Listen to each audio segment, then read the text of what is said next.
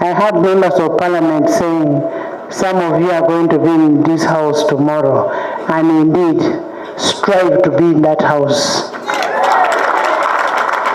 I have always told people that I have one term to serve. Some of you should come and become speakers. I am serving up to 2031. 2031, I go back to the village and look after the Balongo. So strive very hard to come to the house and be the speaker, and you lead by example. And as Anita, as a speaker that you gave leadership, first of all, I want to thank you for giving me to be a Speaker of Parliament.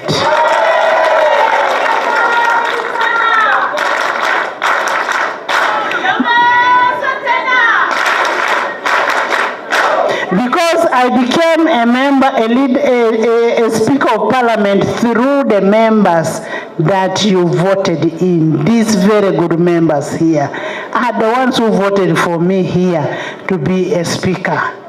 And I have not, I pray that I have not disappointed you. And I am still ready to serve for one more term.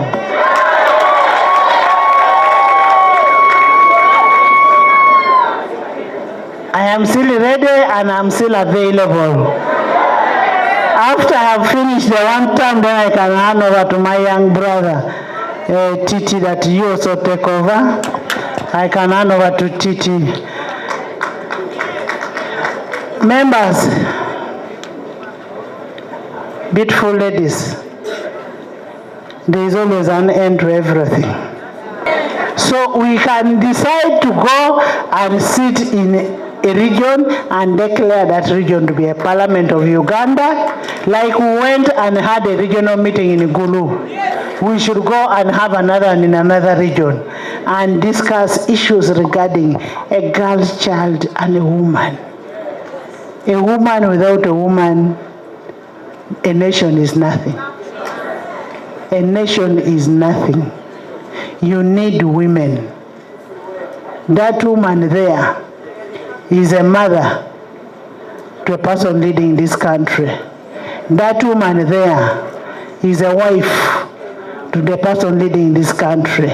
Is a daughter to the person leading a country. So the woman that we are talking about is a very important creature in every society. And that's why they say once you have educated woman, you have an educated nation.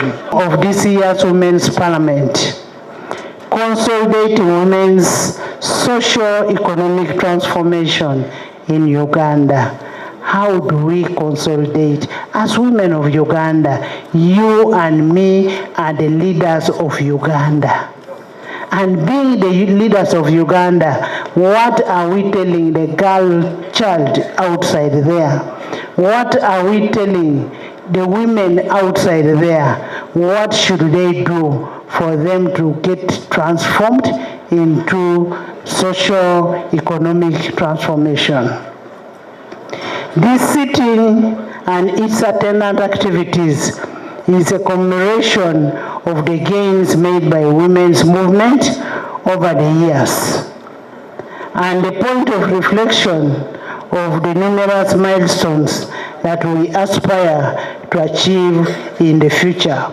As you go for the sitting today, after here, I hope you've been informed that you will have to elect a speaker, and then we go into the session where we have motions that we will debate, we will discuss those motions, and those motions should be able to help us in making policies for this country, in helping a local woman down there in the village. I want to thank the women members of Parliament. The women members of Parliament have always spoken about the women, the girl child outside there. I am the only one who speaks about the boy child. Because you cannot have a boy child who is spoiled coming to take your good girl child. So all of them must be treated, but most importantly, we must try to make sure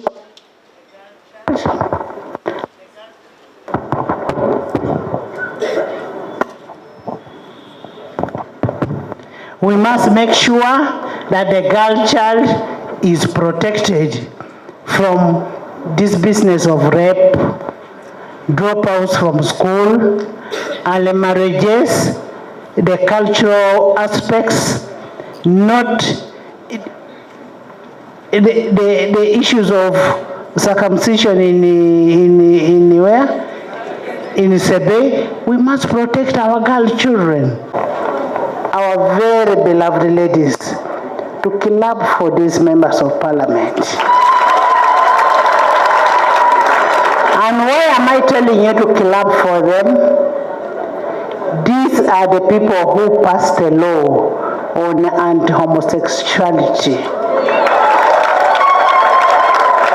That a woman must get married to a man, not a man to a man, not a woman to a man. These are the people who took the courage. Though I carried the cross, I single-handedly carried the cross by being sanctioned, by being what I carried, and I'm ready to carry. For the good of the women of Uganda, for the good of the generation of Uganda, and for the good of this country. We must be patriots in this country. I want to welcome all of you to this historic second Women's Parliament sitting at Parliament of Uganda, where you're seated here today, a people-centered parliament. You are most welcome, our dear guests. You're most welcome. You may recall that the inaugural Women Parliament was held a decade ago in 2015 under the theme Women, Participation and Empowerment. This year's Parliament comes about 30 years after the Beijing Declaration and a platform for action, and 20 years after the Mobutu Protocol, also referred as the Protocol for African Charter on Human and People Rights. On the rights of women in Africa, both landmark multilateral undertaking sought to the flight of women, to prevent and eliminate all forms of violence against women and girls out there. As you come here, you will find one of the women was battered. Where are you going? So what we are going to discuss here is on the issue of domestic violence. How do we try our best to eliminate domestic violence? How can we be heard? How can we have a voice? As we gather here today, we owe it to the millions of women and girls out there to not only demonstrate, but actually commit to improve their welfare, living conditions, and realizations of their aspirations. I heard members of parliament saying, some of you are going to be in this house tomorrow, and indeed, strive to be in that house. I have always told people that I have one term to serve. Some of you should come and become speakers. I am serving up to 2031. 2031, I go back to the village and look after the Balongo. So strive very hard to come to the house and be the speaker, and you lead by example. Beyond the laws and the policies and procedures that we seek to escalate affirmative action as stipulated in Article 32 and Article 33 of the Constitution of Republic of Uganda, 1995, we the women in leadership must strive to improve on the competitiveness of women and the girl child in all aspects of life.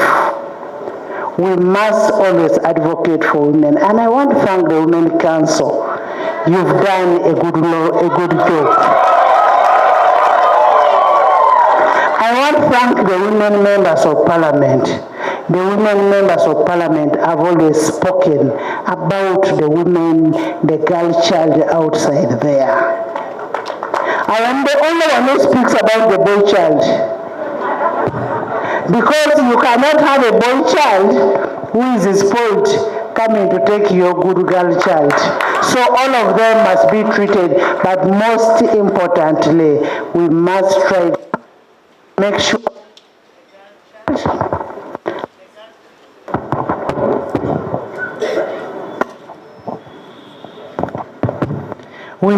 sure that the girl child is protected from this business of rape, dropouts from school, early marriages, the cultural aspects, not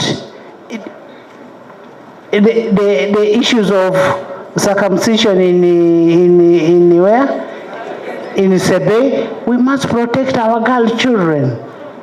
I am a mother of boys, but I love girls so much. So much.